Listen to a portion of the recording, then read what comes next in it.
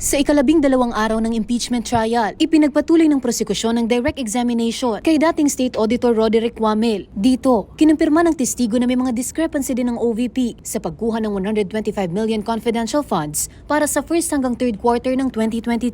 Batay sa mga accomplishment report ng ahensya, naisama rito ang mga non-allowable expense, gaya ng pagkain, medical aid, payment incentives o traveling expenses na may allocated budget na 10 hanggang 40 million pesos. Ayon kay Wamel, paglabag ito sa Joint Circular 2015-01 na batayan ng post-auditing.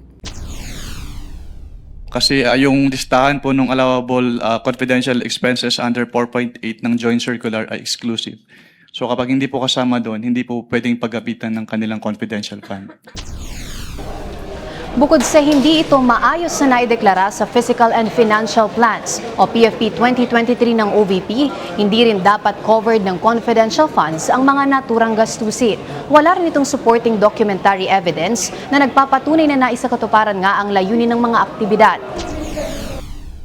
Samantala, hindi rin tumutugma ang first hanggang third quarter PFP 2023 ng DepEd sa liquidation report na isinumite nito sa COA. Sa PFP ng DepEd para sa 37.5 million confidential funds bawat quarter, malaking bahagi nito ang nakatuon sa counterinsurgency at anti-extremism programs. Ngunit sa liquidation report, nakasaad na iniligay ang pondo sa MOOE, isang regular na gastusin na hindi dapat kinukuha mula sa confidential funds. Wala ring naisumiting listahan ng mga eskwelahan, estudyante, maging ng mga gurong na benepisyuhan ng mga nasabing programa. Based on their submission, wala po silang sinambit na particular schools. Okay. Dito rin sa column na to nakalagay, conducted surveillance in 115 areas. May sinubmit ba ang DepEd ng listahan ng 115 areas na ito? Wala po silang sinambit. Successful daw sila. 100% implementation of activities without untoward security-related incidents. Meron bang listahan na sinubmit ang DepEd para dito?